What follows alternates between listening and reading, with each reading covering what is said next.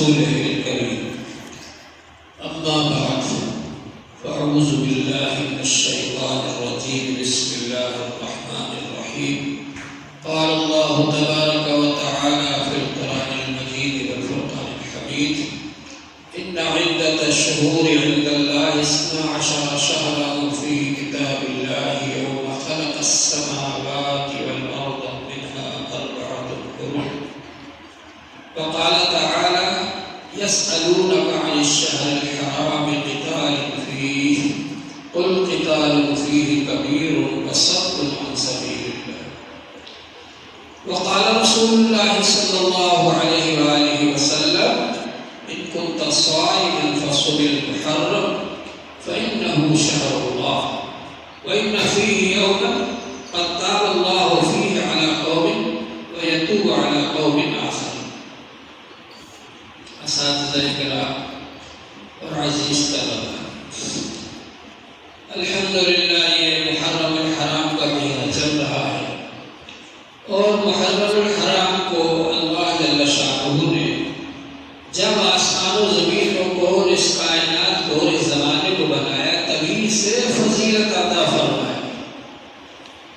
اللہ تعالیٰ نے فرمایا کہ جب اللہ تعالیٰ نے آسمان و زمین کو بنایا تبھی لکھ دیا کہ مہینوں کی تعداد 12 ہے۔ پھر بھی کچھ لوگ عرب میں مہینوں کو آگے پیچھے کرتے تھے، کوئی مہینہ کہہ دیا کہ ڈبل آ گیا، کسی مہینے کا کہہ دیا اس سال وہ آئے ہی نہیں۔ اس طرح سے وہ لوگ کرتے تھے مہینوں کو آگے پیچھے۔ تو حضور پاک صلی اللہ علیہ وآلہ وسلم نے خطبہ دیا کہ مہینے کی تعداد 12 رہے گی۔ تو مہینے کی تعداد 12 ہے، 12 مہینے ہیں، ان میں سے پہلا مہینہ ہے ماہ محرم، اور یہ اشہر حرم میں سے ہے۔ اللہ تعالیٰ نے فرمایا کہ 12 مہینوں میں سے 4 مہینے واجب الاحترام، منہا 4 حرم۔ یہ 4 مہینے کون کون سے ہیں؟ ایک تو ہے ذی قعدہ کا مہینہ۔ ذی قعدہ میں حاجی حضرات جانا شروع ہوتے ہیں۔ اسلام کے آنے سے پہلے بھی لوگ حج کرنے آتے تھے، حضرت ابراہیم علیہ السلام کی رسمیں جو ان کو یاد تھی وہ ادا کرتے تھے۔ تو اس وقت حضور صلی اللہ علیہ وآلہ وسلم کے جو خاندان کے لوگ تھے بنی ہاشم، وہ ان کی مہمان نوازی کرتے تھے، خدمت کرتے تھے۔ تو بہرحال ذی قعدہ کے مہینے میں حاجی حضرات جانا شروع ہوتے ہیں، اور ذی الحجہ میں حج ادا ہوتا ہے، اور محرم میں واپس آتے ہیں۔ یہ 3 مہینے لگاتار واجب الاحترام ہیں۔ واجب الاحترام کا مطلب کیا ہے؟ یسألونک عن الشہر الحرام قتال فیہ، یہ واجب الاحترام مہینے کے بارے میں پوچھتے ہیں کہ اس میں جنگ کرنا کیسا؟ قل قتال فیہ کبیر، آپ کہہ دیجئے کہ اس میں جنگ کرنا بڑا گناہ ہے۔ تو یہ مہینہ جو ہے امن کا مہینہ ہے، چنانچہ آس پاس کے جو لوگ تھے وہاں وہ ان مہینوں میں جنگ نہیں کرتے تھے، حاجی حضرات آسانی سے آ جاتے چلے جاتے۔ اور ایک مہینہ رجب کا ہے، شعبان سے پہلے آتا ہے رجب۔ اس رجب کے مہینے میں عمرہ کرنے کے لیے لوگ جاتے تھے، تو اس مہینے کو بھی واجب الاحترام قرار دے دیا کہ اس مہینے میں بھی جنگ نہ کی جائے۔ چنانچہ حضور پاک صلی اللہ علیہ وآلہ وسلم کے پاس وفد عبد القیس آیا، بخاری شریف وغیرہ میں اس کا ذکر آتا ہے۔ تو ان لوگوں نے یہ کہا کہ اللہ کے رسول ہم آپ کے پاس نہیں آ سکتے، واجب الاحترام مہینوں کے علاوہ، اشہر حرم کے علاوہ دیگر موقعوں پر ہم آپ کے پاس نہیں آ سکتے، تو یہ وقت نکال کر ہم آئے ہیں، لہٰذا آپ ہم کو احکام دے دیجیے جو آپ حکم دینا چاہتے ہیں، جن چیزوں سے منع کرنا چاہتے ہیں وہ بتا دیجیے۔ تو معلوم یہ ہوا کہ یہ مہینوں کو لوگ واجب الاحترام مانتے تھے، اور کفار بھی ان کا خیال رکھتے تھے کہ کہیں ایسا نہ ہو اس میں ہم جنگ کر لیں تو اس مہینے کی بے ادبی ہو جائے۔ بہرحال یہ محرم کا مہینہ ہے، اور اس مہینے میں ایک دن ایسا ہے جس کو عاشوراء کہا جاتا ہے، یعنی محرم کی 10 تاریخ۔ حضور پاک صلی اللہ علیہ وآلہ وسلم نے فرمایا: ان كنت صائما فصم المحرم، اگر تمہیں روزہ رکھنا ہو تو محرم کے مہینے میں رکھا کرو۔ فإنه شهر الله، کیونکہ اللہ کا مہینہ ہے. وإن فيه يوما قد تاب الله فيه قوما فيتوب على قوم آخرين. اور اس میں ایک دن ایسا ہے کہ پچھلی قوموں پر بھی اللہ تعالیٰ نے ان کی توبہ قبول فرمائی ہے، اور آئندہ لوگوں کے بھی اس دن میں اللہ تعالیٰ توبہ قبول فرمائے، اور وہ عاشورے کا دن ہے. تو یہ عاشورے کا دن ہمیں روزہ رکھنا چاہیے خاص طور پر. حضور پاک صلی اللہ علیہ وآلہ وسلم نے گویا کہ محرم کی فضیلت عاشورے کی وجہ سے بیان فرمائی. حضرت عائشہ رضی اللہ عنہ کہتی ہیں کہ رمضان کے روزے فرض ہونے سے پہلے عاشورے کا روزہ فرض تھا. جب رمضان کے روزے فرض ہو گئے اب عاشورے کا روزہ نفل رہ گیا. حضرت عائشہ رضی اللہ عنہ کہتی ہیں کہ عاشورے کے دن خانہ کعبہ کا غلاف بدلا جاتا تھا. خانہ کعبہ کو قصہ پہنایا جاتا تھا، کپڑا جو خانہ کعبہ پر غلاف رہتا ہے اس کو بدلا جاتا تھا، پہنایا جاتا تھا عاشورہ کے دن. آج کل بھی بادشاہ لوگ آتے ہیں اور محرم کے مہینے میں غلاف پہناتے ہیں خانہ کعبہ کو. اس کو پھر اس کا ایک محکمہ ہے اور وہاں وہ سال بھر تک بناتے رہتے ہیں. اس میں سونے کے تار لگاتے ہیں اور کافی لمبا چوڑا ان کا کارخانہ ہے. ایک بار ہمارا جانا ہوا تو وہاں لے کے گئے تھے دکھانے کے لیے. آپ حاجیوں کو نہیں تو وہاں حال یہ کہ وہ اللہ تعالیٰ نے نظام بنایا کہ مہینے محرم کو احترام والا اور عزت والا اور حرمت والا بنا دیا. اور حضور پاک صلی اللہ علیہ وآلہ وسلم جب مدینہ منورہ تشریف لے گئے تو وہاں پر آپ نے دیکھا کہ یہودی لوگ روزہ رکھتے ہیں. تو آپ نے فرمایا ما ھذا الیوم الذی تصومون فیہ، یہ کیسا دن ہے جس میں تم روزہ رکھتے ہو؟ تو انہوں نے کہا ھذا یوم عظیم، یہ عظیم الشان مہینہ ہے. انجى اللہ، عظیم الشان دن ہے. انجى اللہ فیہ موسیٰ وقومہ، اس دن میں اللہ تعالیٰ نے موسیٰ علیہ السلام کو اور ان کی قوم کو نجات دی تھی. وغرق فرعون وقومہ، اور فرعون کو اور اس کی قوم کو غرق کیا تھا. فصامہ موسیٰ شکرا، تو موسیٰ علیہ السلام نے شکریہ کے طور پر اس دن روزہ رکھا تھا.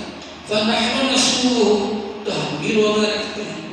تو حضور پاک صلی اللہ علیہ وآلہ وسلم نے فرمایا نحن احق و اولی بموسیٰ منکم، موسیٰ علیہ السلام کی نجات کے شکریہ میں روزہ رکھنے کے ہم زیادہ حقدار ہیں. لہذا حضور صلی اللہ علیہ وآلہ وسلم نے عاشورے کا روزہ رکھا اور صحابہ کرام کو حکم فرمایا کہ وہ بھی عاشورے کا روزہ رکھیں. بعض صحابہ کرام نے کہا اللہ کے رسول آپ فرماتے ہیں کہ یہودیوں سے ہماری مشابہت نہیں ہونا چاہیے، امتیاز ہونا چاہیے، ہمارے ان کے درمیان فرق ہونا چاہیے، تو اس دن تو یہودی لوگ روزہ رکھتے ہیں. تو حضور پاک صلی اللہ علیہ وآلہ وسلم نے فرمایا اگر میں آئندہ سال زندہ رہا تو نبی تاریخ کا بھی روزہ رکھوں گا. وہ تو ایک دن کا رکھتے ہیں، ہم 2 دن کا رکھیں گے تاکہ ان کے ہمارے درمیان فرق ہو جائے. اور آپ نے یہ بھی فرمایا کہ صوموا یوم عاشوراء وصوموا قبلہ یوما او بعدہ یوما. عاشورے کا روزہ اصل ہے، عاشورے کا روزہ رکھو اور اس سے ایک دن پہلے کا روزہ ملا لو یا ایک دن بعد کا روزہ ملا لو. تو اس طرح سے 2 روزے اس مہینے میں رکھنا ہی چاہیے. اور اگر کوئی شروع مہینے سے رکھے تو بہت اچھی بات ہے. ایک روزے پر 30 روزوں کا ثواب ملے گا اگر کوئی شروع مہینے سے یہ رکھنا شروع کر دے. تو یہ جو مہینہ ہے یہ بڑا واجب الاحترام مہینہ ہے. پھر اسی مہینے میں اور اسی دن عاشورہ کے دن ایک بڑا دردناک واقعہ پیش آیا جس کی وجہ سے یہ جو مہینہ ہے اور یہ جو دن ہے یہ ساری دنیا میں غیروں کی نظر میں بھی آ گیا کہ ایک کیسا مہینہ ہے اور کیسا دن ہے. سمجھے آپ؟ مسلمان تو خیر اس میں درد مناتے ہی ہیں، اپنا درد ظاہر کرتے ہیں، لیکن غیر لوگ بھی محسوس کرتے ہیں کہ واقعی مسلمانوں کو کتنی تکلیف ہے. حالانکہ یہ دن تو خوشی کا دن تھا. حضور پاک صلی اللہ علیہ وآلہ وسلم نے فرمایا من وسع علی عیالہ فی یوم عاشوراء وسع اللہ علیہ سائر سنتہ. عاشورہ کے دن جو شخص اپنے اہل و عیال پر، بیوی بچوں پر وسعت کرے گا، فراخی کرے گا، تو اللہ تعالیٰ سال بھر تک اس پر فراخی کشادگی رکھے، یعنی خرچ کرنے میں فراخی رکھے اپنے اہل و عیال پر، بیوی بچوں پر، تو سال بھر اس کے گھر میں فراخی رہے گی، کشادگی رہے گی۔ حضرت جابر رضی اللہ عنہ جو اس حدیث کے راوی ہیں وہ فرماتے ہیں ہم نے اس کا تجربہ کیا کہ عاشورے کے دن ہم نے اپنے بیوی بچوں پر فراخی رکھی تو سال بھر فراخی رہی، کشادگی رہی۔ تو بہرحال یہ اس مہینے کے اندر یہ فضیلت ہے۔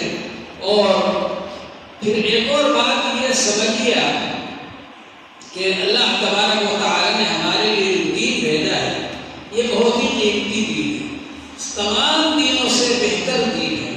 جتنے بھی لوگوں نے دین بنا رکھے ہیں، یا پھر شیعہ بنا رکھے ہیں، رسم و رواج بنا رکھے ہیں، یہ مذہب بنا رکھے ہیں، ان سب سے بہترین دین اللہ تعالیٰ نے ہمارے لیے بھیجا ہے، جو فطری دین، فطرت اللہ التی فطر الناس علیہا لا تبدیل لخلق اللہ، یعنی انسان اگر اس کے مطابق عمل کرے گا تو اپنی بناوٹ کے لحاظ سے، اپنی فطرت کے لحاظ سے صحیح کام کر رہا ہے، اور اس کی زندگی میں فائدہ ہوگا، اس کی صحت میں فائدہ ہوگا، اس کے سماج کو فائدہ ہوگا اگر وہ اس دین کے مطابق کام کرے گا۔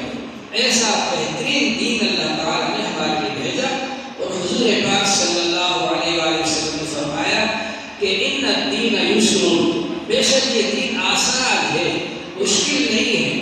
دوسرے دین مشکل ہے، ان لوگوں نے بڑی مشکلات پیدا کر دی، ہمارے یہاں بہت آسان ہے دین اسلام، آسان احکام ہے اس کے اندر، اور یہ جامع ہے، کامل، مکمل ہے۔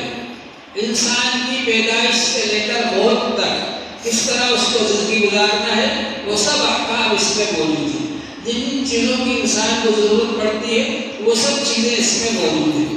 تو یہ اتنا بہترین دین ہم کو کس کے ذریعے ملا؟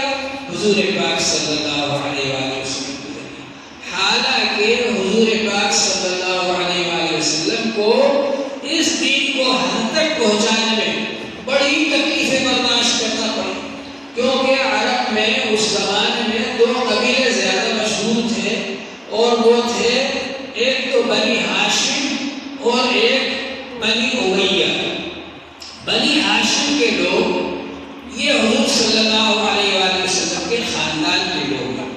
ہاشم کہتے ہیں چورا کرنے والے لوگ۔ ہاشم نے ایک زمانے میں مکہ شریف میں قحط پڑا تو انہوں نے سب لوگوں کی دعوت کی، سب کو کھانا کھلایا، اور روٹی کو سالن میں چور کر کے اور میٹ کر کے چور کر اور اس طرح سے کھلایا انہوں نے، تو وہ ہاشم مشہور ہو گئے، چورا کرنے والے۔ تو اس طرح سے وہ یہ ان کے خاندان کے لوگ بنی ہاشم کہلاتے۔ ہاشم اتنے حکمت والے اور دانشمند آدمی تھے کہ یہ لوگ عرب لوگ سفر کرتے تھے، ملک شام کا، ایک ملک یمن کا، گرمیوں میں ملک شام جاتے تھے اور سردیوں میں ملک یمن جاتے تھے، رحلت الشتاء والصیف۔ تو ان کے قافلوں کو کوئی لوٹے نہیں، اور وہاں پر جو ہے ان کو امن ملے، انہوں نے شام کے بادشاہ سے یعنی ہرقل سے، قیصر سے باقاعدہ خط و کتابت کر کے یہ پروانہ حاصل کر لیا کہ ہمارے قافلے آئیں گے تو ان سے ٹیکس نہیں کیا جائے گا اور وہ امن سے وہاں پر رہیں گے۔ اسی طرح سے یمن کے بادشاہ سے بھی انہوں نے خط و کتابت کر کے یہ پروانہ حاصل کر لیا کہ ہمارے قافلوں پر کوئی ٹیکس نہیں لگے گا، اور یہ آئیں گے تو امن سے رہیں گے۔ اور آس پاس کے قبیلوں کا بھی دورہ کر کے انہوں نے، اور وہاں بھی لوگوں سے کہا کہ بھائی ہمارے قافلے آئیں تو ان کو لوٹ مار نہ کرنا اور امن سے گزر جانے دینا۔ تو اتنے دانشمند آدمی تھے ہاشم، اور ان کی اتنی عزت تھی وہاں سب جگہوں پر۔ تو بہرحال یہ کہ خانہ کعبہ کی وجہ سے اور زمزم شریف کی وجہ سے ان حضرات کی، بنی ہاشم کی بہت زیادہ عزت تھی عرب لوگوں کے اندر۔ پھر بنی ہاشم کے بعد قصی آئے۔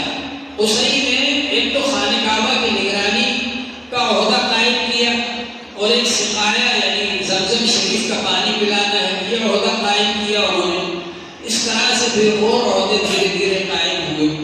عبد المطلب آئے تو اس زمانے میں زمزم کا کنواں بند ہو چکا تھا، انہوں نے معلومات کر کے کہا تھا کہ وہ خواب بھی دیکھا، انہوں نے مارا لیے کہ وہ زمزم کا کنواں دوبارہ کھلوائے۔ تو یہ ان کا کارنامہ ہے۔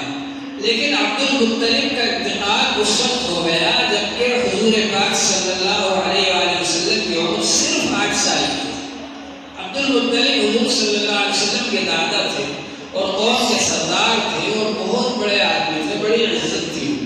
ان کے انتقال کے بعد بنو امیہ کو جیسے مزہ آ گیا, ان کو موقع مل گیا. کہتے نا کہ بلی کے بھاگ سے چھینکا ٹوٹ گئے, تو ایسے ہی ان لوگوں نے قبضہ کر لیا حکومت کے اوپر.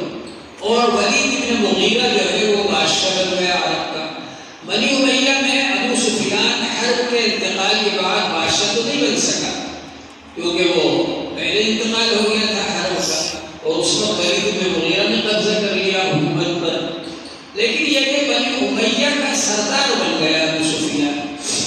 اس طرح سے یہ لوگ اب وہاں پر جب حضور صلی اللہ علیہ وسلم بڑے ہوئے, ابو طالب کی نگرانی میں تھے. عبد المطلب ابو طالب کے سپرد کر کے گئے تھے کہ اس بچے کا خیال رکھنا, تمہارے سگے بھائی کا بیٹا ہے, یتیم ہے.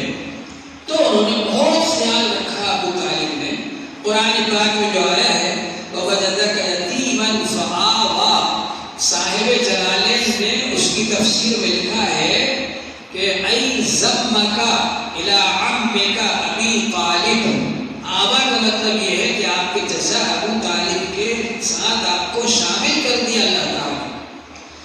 تو ابو طالب نے بڑا خیال رکھا, ہر وقت ساتھ لے کے رہ رہے ہیں, رات میں بھی نگرانی کر رہے ہیں, کوئی آ کر نقصان نہ پہنچاتے ہیں, کوئی تکلیف نہ پہنچاتے ہیں. اپنی اولاد کو بھی وصیت کر رہے ہیں کہ ان کا خیال رکھنا, چاہے اپنی جان قربان کرنا پڑے لیکن ان کا خیال رکھنا. بہت خیال رکھا انہوں نے. اب جب حضور صلی اللہ علیہ وسلم کے پاس وحی آنا شروع ہوئی اور آپ نبی بن گئے, تو ظاہر بات ہے کہ بنو امیہ کے لوگوں کو مخالفت کرنا ہی تھی. بنو امیہ کے لوگوں نے بڑی مخالفت کی. اور اسی طرح سے ولید بن مغیرہ کے بادشاہ بنا بیٹھا تھا, راجہ بنا بیٹھا تھا, اور ابو جہل اس کا بھتیجا تھا. تو ابو جہل بڑا طاقت میں تھا, فل پاور میں تھا وہ. تو اس نے مسلمانوں کو بہت مارنا پیٹنا, ستانا, تکلیفیں پہنچانا. اور دوسرے لوگوں نے بھی, بنی امیہ کے لوگوں نے بھی, اگر ان میں سے کوئی مسلمان ہو جاتا بہت ستاتے اس کو. جیسے حضرت عثمان رضی اللہ عنہ مسلمان ہو گئے اسی زمانے میں شروع میں, تو ان کو بھی بہت ستایا, ان لوگوں نے بہت تکلیفیں پہنچائی. بہرحال یہ سلسلہ جاری رہا. وہ لوگ تو نہیں چاہتے تھے کہ اسلام آگے بڑھے, اسلام باقی رہے, اس لیے ہر وقت اسی فکر میں رہتے تھے کہ حضور صلی اللہ علیہ وسلم کو ختم کر دیں, نعوذ باللہ, اور اسلام کو ختم کر دیں.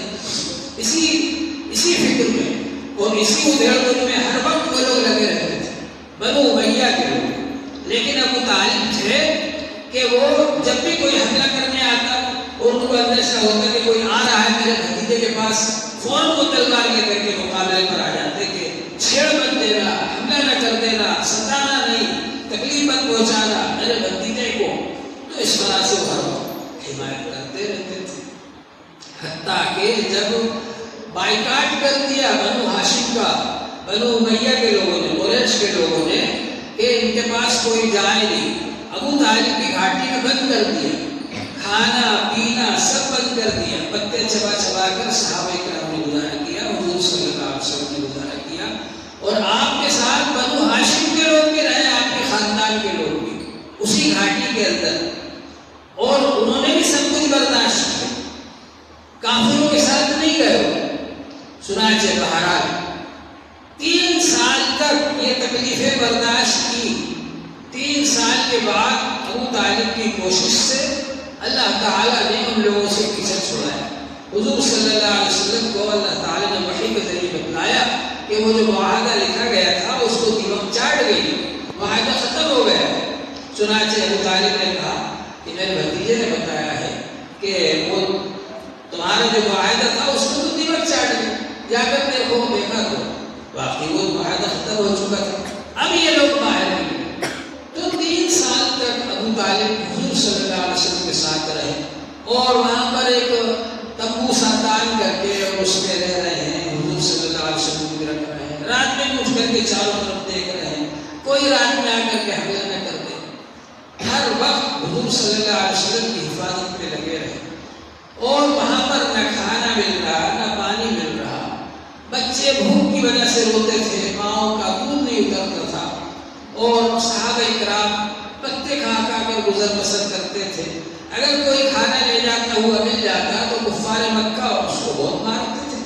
حضرت خدیجہ رضی اللہ عنہ کے رشتے کے بھائی تھے حکیم ابن حزام، یعنی حضور صلی اللہ علیہ وسلم کے سالے برادر نسبتی، وہ لے کر کے جا رہے تھے، ایک بار کھانا وغیرہ ان کو پکڑ لیا کفار مکہ نے، نہیں لے جاتے تھے، یہ سب حرکتیں وہ لوگ کرتے تھے۔ بہرحال یہ کہ ان کی پوری کوشش رہی کہ اسلام ختم ہو جائے، مگر یہ کہ صحابہ کرام حضور صلی اللہ علیہ وسلم تبلیغ کرتے رہے، دین بڑھتا رہا، صحابہ کرام کی تعداد بڑھتی رہی۔ اب جب شعیب ابی طالب سے نکلے ابو طالب کی گھاٹی سے، تو ابو طالب اتنے کمزور ہو گئے، عمر بھی بہت ہو گئی، 92 سال کے آس پاس ان کی عمر ہو گئی، تو ان کا انتقال ہو گیا ہے۔ بہرحال ابو طالب انتقال کر گئے۔ اب اس کے بعد میں لوگوں کی اتنی ہمت ہو گئی کہ ان لوگوں نے اعلان کر دیا کہ ہم نعوذ باللہ حضور صلی اللہ علیہ وسلم کو شہید کریں، اور اس کے لیے انہوں نے کہا کہ اگر ایک قبیلے کا آدمی ختم کرے گا، مارے گا، قتل کرے گا، تو بنو ہاشم کے لوگ اس سے بدلہ لیں گے، اس لیے ہر قبیلے کا ایک ایک آدمی لو، اور سارے قبیلے کے لوگ تلوار لے کر حضور کے گھر کے آس پاس کھڑے ہو جاؤ، جب وہ نکلے تو سب مل کر ایک ساتھ حملہ کرو۔ ظاہر ہے کہ بنو ہاشم سب سے بدلہ نہیں لے پائے، چنانچہ طے ہو گئے، اور طے ہونے کے بعد سب نے مل کر کے حضور پاک صلی اللہ علیہ وآلہ وسلم کا گھر گھیر لیا۔ حضور پاک صلی اللہ علیہ وآلہ وسلم نے حضرت علی رضی اللہ عنہ سے فرمایا میرے بستر پر سو جاؤ، اور یہ جو باہر کھڑے ہوئے ہیں نا، ان کی امانتیں میرے پاس رکھی ہوئی ہیں، ان کی امانتیں بانٹ کر تم بعد میں مدینے آ جانا۔ ہم جیسے کوئی ہوگا تو کہتا آپ تو جا رہے ہیں اور مجھے یہاں کافروں کے بھوکے رڑنے میں چھوڑ کر کے جا رہے ہیں جی۔ لیکن حضرت علی رضی اللہ عنہ سے کسی نے پوچھا کہ آپ کو کبھی سکون کی نیند آئی؟ تو انہوں نے کہا کہ ہاں ایک دن آئی۔ کب آئی؟ کہا ہجرت کی رات، جب حضور پاک صلی اللہ علیہ وسلم چلے گئے اور مجھے آپ کے بستر پر چھوڑ کر گئے، تو جب بھی میں سوتا تھا تو یہ سوچتا تھا کہ صبح اٹھوں گا کہ نہیں اٹھوں گا، یقین نہیں تھا صبح اٹھنے کا، ہو سکتا ہے موت ہو جائے۔ لیکن جب حضور پاک صلی اللہ علیہ وآلہ وسلم نے فرمایا کہ سو جاؤ، صبح امانتیں بانٹ کر آنا مدینے، تو مجھ کو یقین ہو گیا کہ صبح تک تو میں زندہ رہوں گا ہی۔ چنانچہ میں پاؤں پھیلا کر خوب آرام سے سویا حضور پاک صلی اللہ علیہ وآلہ وسلم کے بستر پر۔ بہرحال حضرت علی رضی اللہ عنہ کو آپ نے اپنے بستر مبارک پر سلا دیا، اور آپ باہر نکلے اور سورہ یاسین شریف کی یہ آیتیں آپ تلاوت کر رہے تھے۔ وَجَعَلْنَا مِن بَيْنِ أَيْدِيهِمْ سَدًّا وَمِن خَلْفِهِمْ سَدًّا فَأَغْشَيْنَاهُمْ فَهُمْ لَا يُبْصِرُونَ، ہم نے ان کے آگے اور پیچھے رکاوٹیں بنا دی، وہ نہیں دیکھ پائیں گے، آپ ڈھانپ دیا ہم نے ان کو۔ یہ آیتیں آپ پڑھتے ہوئے اور مٹی اٹھا کر ان کو پھینکتے ہوئے نکل گئے، وہ اندھے ہو گئے، حضور پاک صلی اللہ علیہ وآلہ وسلم کو نہیں دیکھ پائے، اور آپ مدینہ منورہ تشریف لے گئے۔ تو ہجرت کا واقعہ تفصیلی ہے، وہ میں چھوڑ رہا ہوں کیونکہ جو آگے سنانا ہے بہت کچھ ہے، تھوڑے سے۔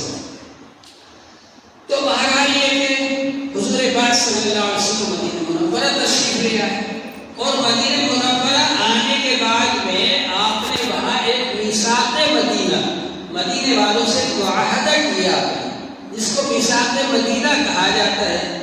یہودیوں کو، نصرانیوں کو، اوس کو، خزرج کو، سب کو جمع کر کے ایک معاہدہ کیا کہ بھائی ہم سب جو ہیں مل جل کر رہیں گے، آپس میں لڑیں گے نہیں، اور مدینے پر اگر کوئی حملہ کرے گا ہم سب مل کر کے اس کا مقابلہ کریں گے۔ اس کا معاہدے میں بہت ساری دفعات ہیں، میثاق مدینہ وہ اسلامی حکومت کی بنیاد ہے، بہت ساری دفعات ہیں اس میں، یہ خاص بات تھی جو میں نے سنا ہے۔ بہرحال اس کے ذریعے سے یہ پہلی اسلامی جمہوری حکومت قائم ہوئی۔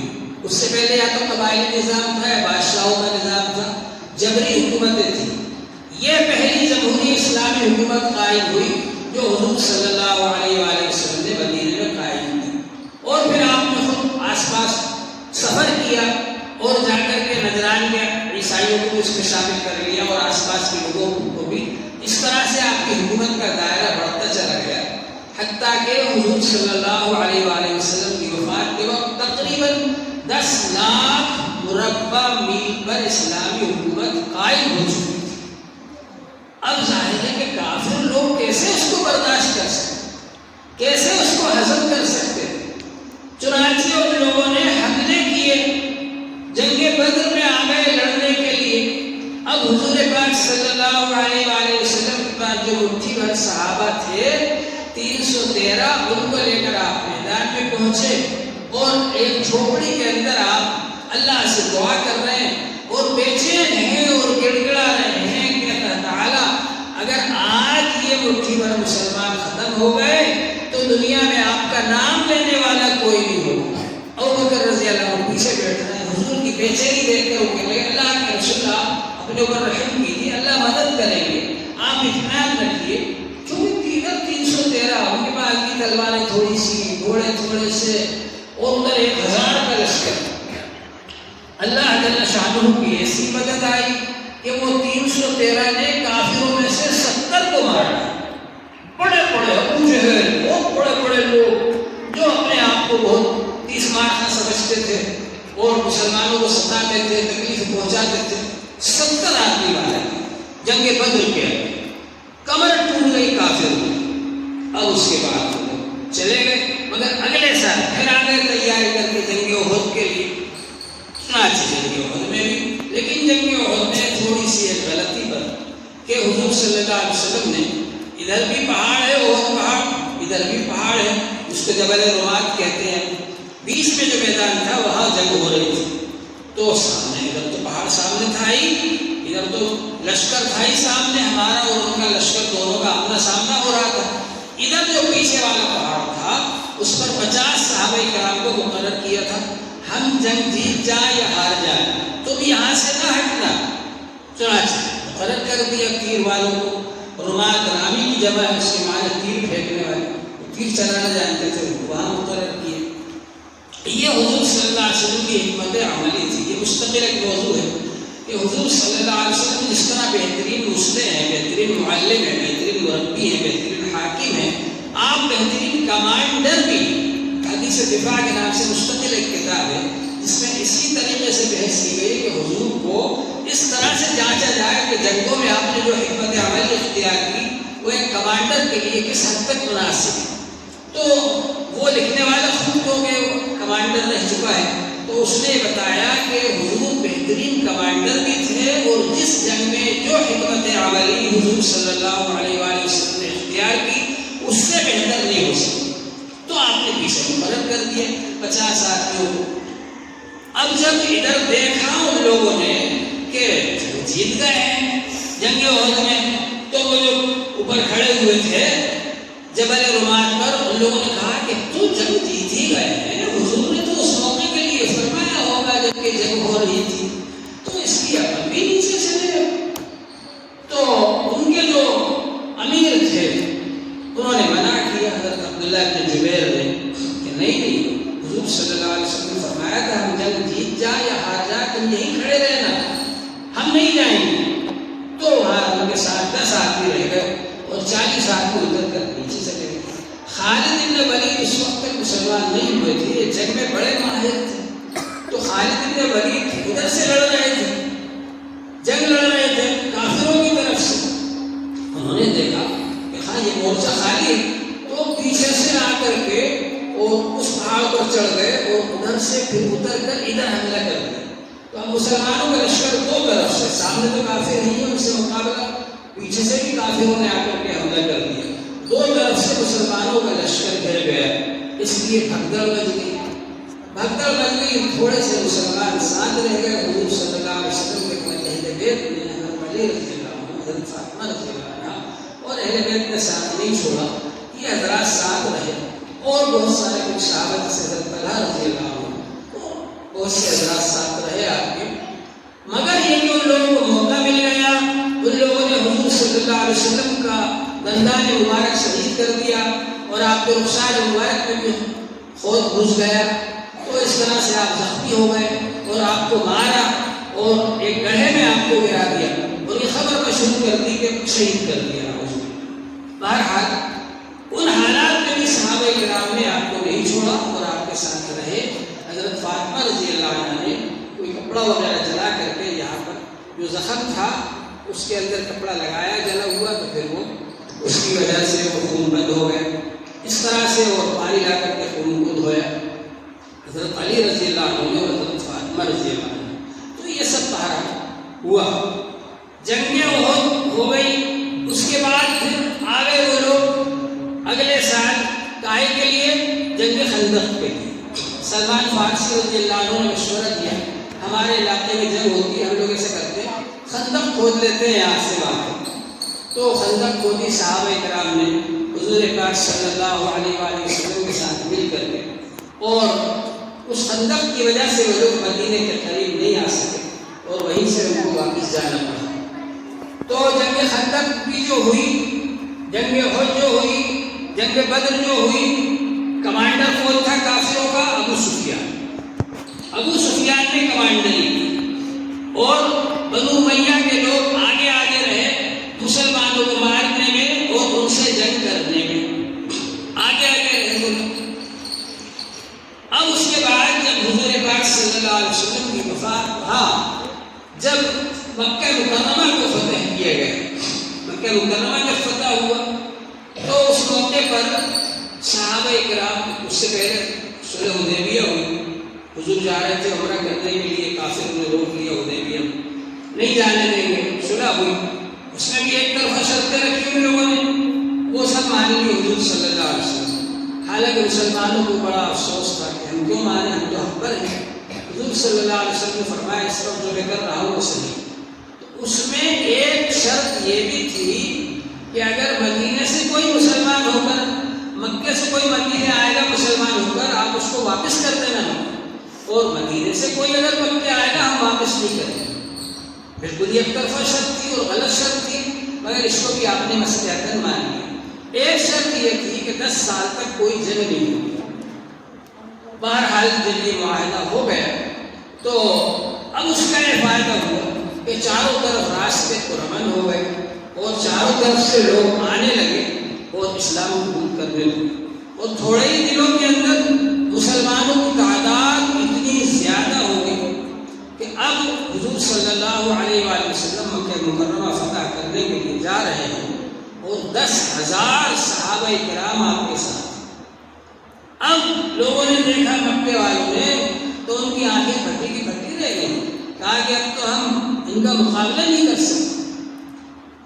اس وقت ایک صحابی ہیں جن کے ہاتھ میں جھنڈا تھا اسلام، حضرت سعد رضی اللہ عنہ، انہوں نے اعلان کیا الیوم یوم الملحمہ، آج ہم خون کا بدلہ خون سے لیں۔ تو ابو سفیان نے گھبرا کر کہا کہ یہ آپ کے آدمی اعلان کر رہے ہیں، آپ ان کو منع کیجیے۔ تو حضور پاک صلی اللہ علیہ وسلم نے فرمایا کہ ان کے ہاتھ سے جھنڈا لے کر ان کے بیٹے قیس کے ہاتھ میں جھنڈا دے دو، اور یہ فرمایا کہ اعلان کرو الیوم یوم المرحمہ، آج تو رحم و کرم کا دن ہے۔ آج سے پہلے اگر حضور صلی اللہ علیہ وسلم نے معاف کیا تو آپ کہہ سکتے ہیں کہ اگر معاف نہیں کرتے تو کیا کرتے؟ ان کے پاس حکومت نہیں تھی، ان کے پاس طاقت نہیں تھی، ان کے پاس فوج نہیں تھی، لیکن آج حضور صلی اللہ علیہ وسلم کے پاس فوج ہے، طاقت ہے، حکومت ہے۔ آج لوگ دیکھیں گے کہ حضور صلی اللہ علیہ وسلم کی شان رحمت للعالمین کیا ہے، کیسا آپ رحم و کرم فرماتے ہیں۔ چنانچہ آپ نے اعلان فرمایا کہ جو حرم شریف میں آ جائے گا وہ قابل امن، یعنی اس کو قتل نہیں کیا جائے گا، جو اپنے گھر کا دروازہ بند کر لے گا اس کو بھی امن۔ عباس رضی اللہ عنہ کا ابو سفیان کے گھر کا بھی دے دی، تو آپ نے فرمایا ابو سفیان کے گھر میں جو داخل ہو جائے گا اس کو بھی امن۔ بہرحال سارے لوگ حرم شریف میں آئے۔ جب یہ عام معافی کا اعلان دیکھا، عرب کے سارے لوگ مسلمان ہو گئے کہ یہ تو نبی رحمت ہے، بڑی رحمت فرما رہے ہیں، ہم نے تو ان کو 13 سال تک ستایا، تکلیفیں پہنچائی، آج اگر یہ چاہتے ہم سے بدلہ لے لیتے، لیکن یہ تو معاف کر رہے ہیں، رحم کر رہے ہیں۔ حرم شریف میں جو لوگ آ گئے تھے، حضور پاک صلی اللہ علیہ وآلہ وسلم نے ان سے پوچھا بتاؤ میرے بارے میں کیا رائے ہے تمہاری؟ تو انہوں نے کہا اخن کریم وابن اخن کریم، آپ تو کرم کرنے والے ہیں، کرم کرنے والے کے بیٹے ہیں۔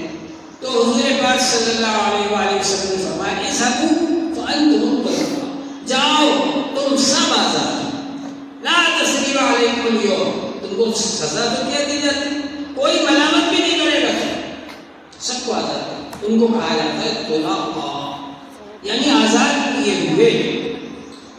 تو اب صحابہ کی تعداد جو ہے وہ 1.25 لاکھ ہے یا 1,40,000 ہے، لیکن اب اس میں یہ درجات ہیں۔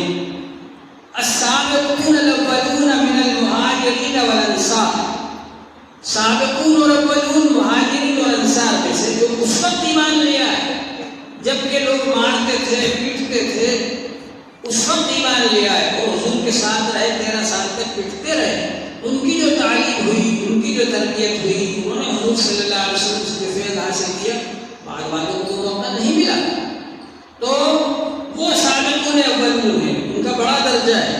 پھر ان سابقون اولون میں سے اللہ تعالیٰ نے چھانٹ لیا، حدیث میں ہے کہ اللہ تعالیٰ نے لوگوں میں سے میرے صحابہ کو چھانٹا اور صحابہ میں سے خلفائے راشدین کو، خلفائے اربعہ کو چھانٹا، حضرت ابوبکر رضی اللہ عنہ، حضرت عمر رضی اللہ عنہ، حضرت عثمان رضی اللہ عنہ، حضرت علی رضی اللہ عنہ، یہ خلفائے اربعہ ہیں۔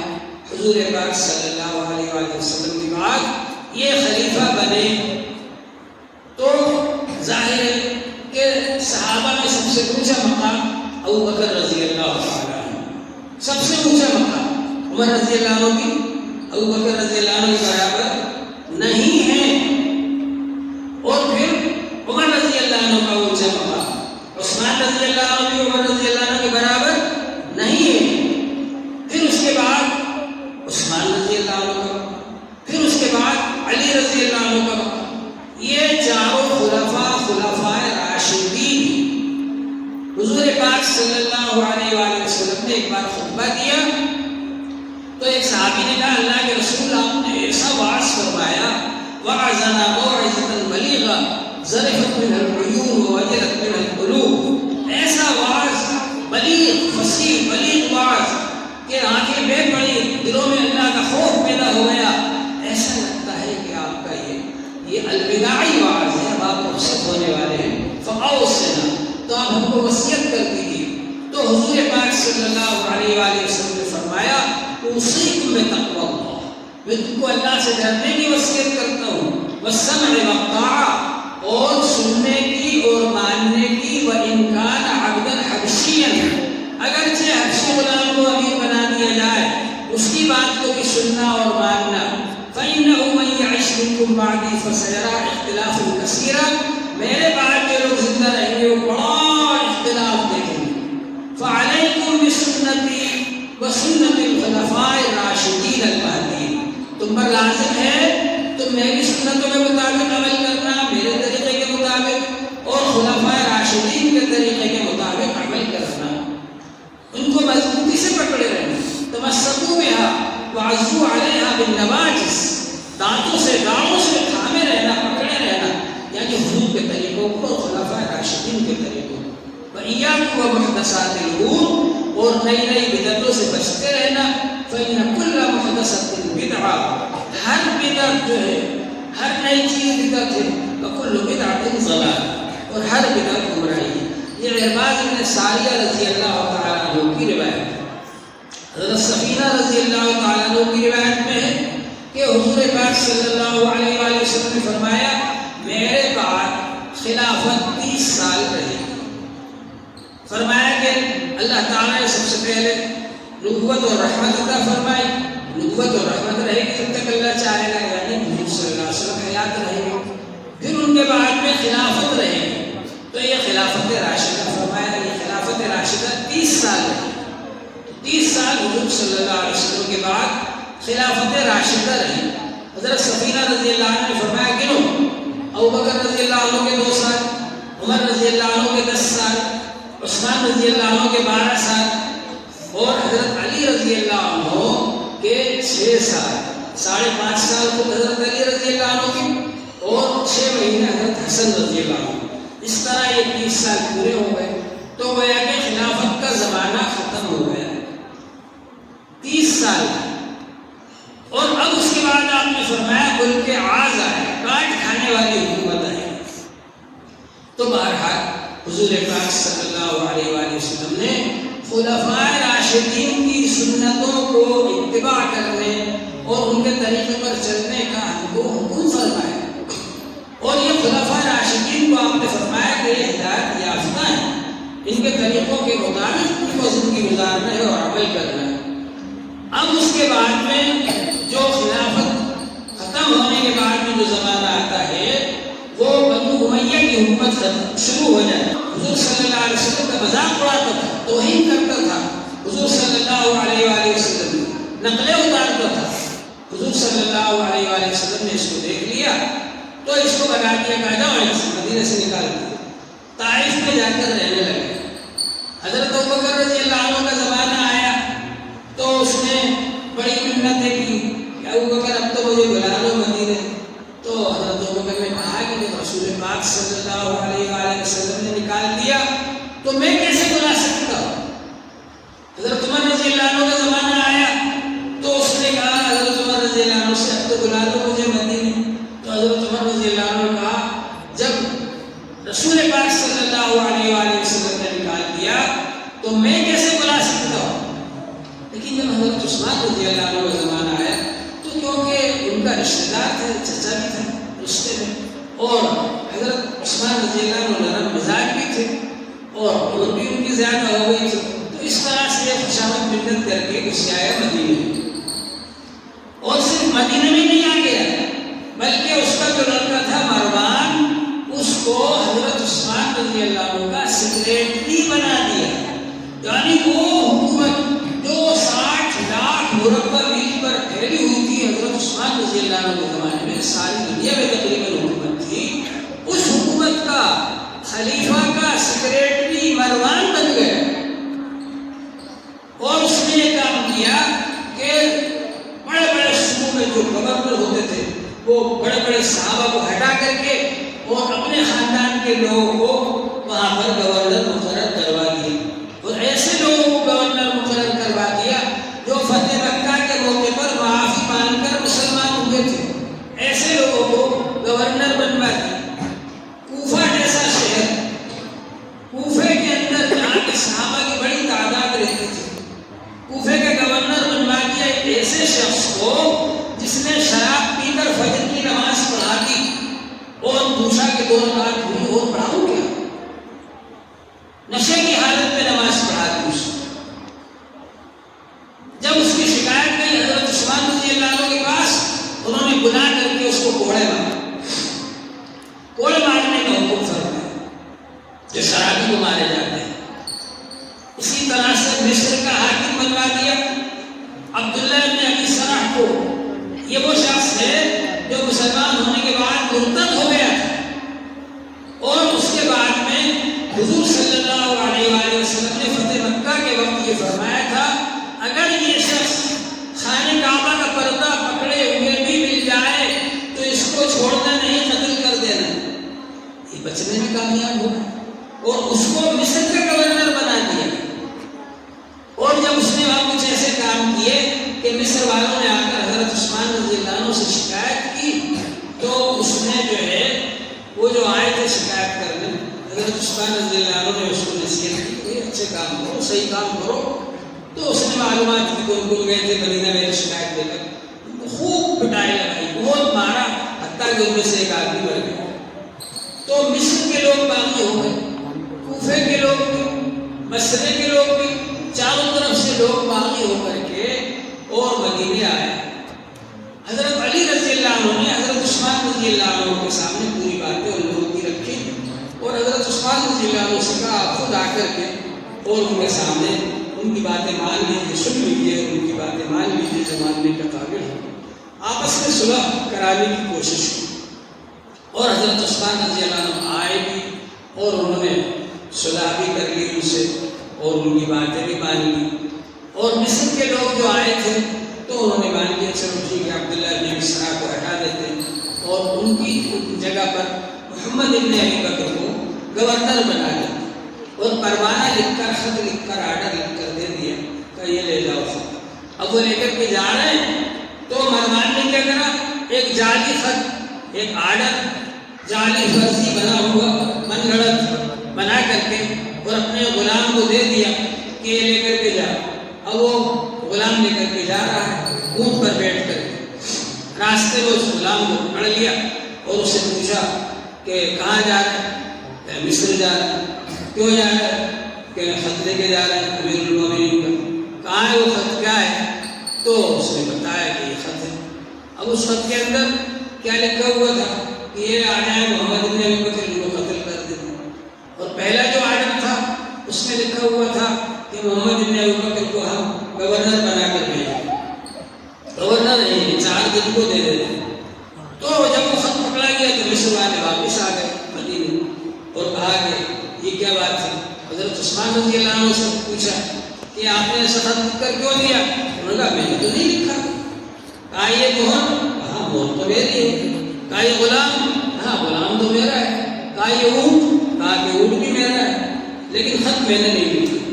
تو مروان نے خط لکھ کر کے اور پھر مروان نے یہ من گھڑت خط لکھا، اس کی وجہ سے وہ بھڑک گئے، بغاوت بھڑک گئی حضرت عثمان رضی اللہ عنہ کے خلاف۔ اور جب حضرت علی رضی اللہ عنہ صلح کرا گئی تھی ان لوگوں کے درمیان، تب مروان نے کیا کیا، ارے یار سارا کھیل بھی بگڑ گیا۔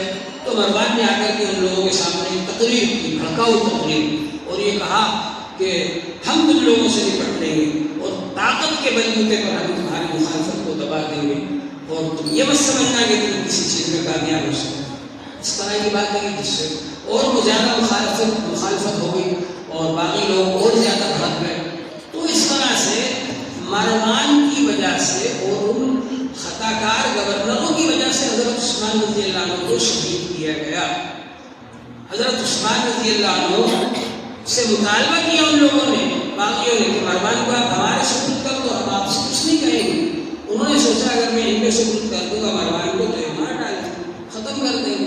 حضرت نائلہ حضرت عثمان رضی اللہ عنہ کی بیوی کہا کرتی تھی یہ مروان کو آپ نے اتنا سر پہ چڑھا لیا ہے، یہ آپ کو قتل کروا کے ہی چھوڑے گا۔ بہرحال یہ ہوا کہ واقعہ لمبا ہے، شہید کر دیا گیا حضرت عثمان رضی اللہ عنہ کو۔ اور بعد میں حضرت علی رضی اللہ عنہ امیر نہیں بننا چاہ رہے تھے۔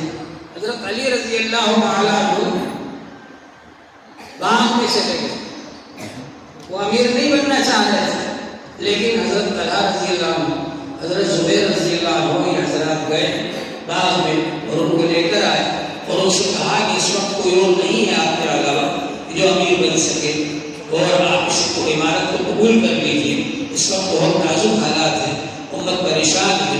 تو بہرحال یہ کہ حضرت علی رضی اللہ عنہ نے قبول کر لیا۔ پھر وہ آئے سب کے سامنے، سب لوگوں نے ان کے ہاتھ پر بیعت کی۔ حضرت طلحہ رضی اللہ عنہ، حضرت زبیر رضی اللہ عنہ جو مدینے میں بڑے بڑے صحابہ تھے، انہوں نے بھی بیعت کی، اور وہ جو باقی لوگ آئے ہوئے تھے انہوں نے بھی حضرت علی رضی اللہ عنہ کے ہاتھ پر بیعت کی۔ اس طرح سے آپ متفقہ طور پر حضرت علی رضی اللہ عنہ امیر المومنین بنے۔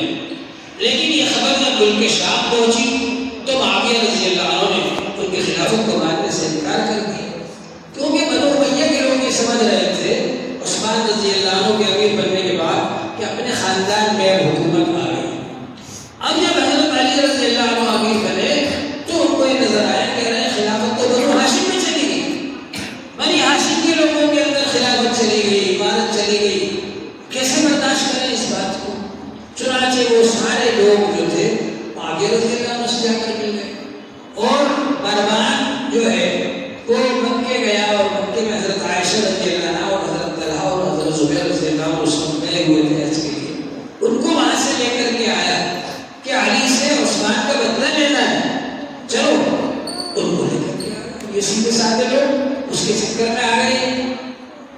جب بصرہ پہنچے تو عمرو بن سعید جو ہے وہ یزید کا ہی آدمی تھا، وہ کہتا ہے اس سے مروان سے کہ ان تینوں کو یہی قتل کر دو، عائشہ رضی اللہ عنہ کو اور طلحہ رضی اللہ عنہ کو، زبیر رضی اللہ عنہ، ان تینوں کو یہی قتل کر دو۔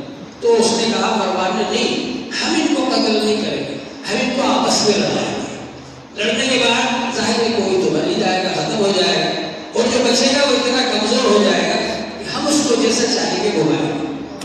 بہرحال یہ کہ یہ لوگ گئے، جنگ ہوئی اور مقابلہ ہوا، حضرت علی رضی اللہ تعالیٰ عنہ سے ان لوگوں نے جنگ کی، تو جس کو جنگ جمل کہا جاتا ہے، حضرت عائشہ رضی اللہ عنہ اونٹ پر سوار تھی تو اس کو جنگ جمل کہا جاتا ہے۔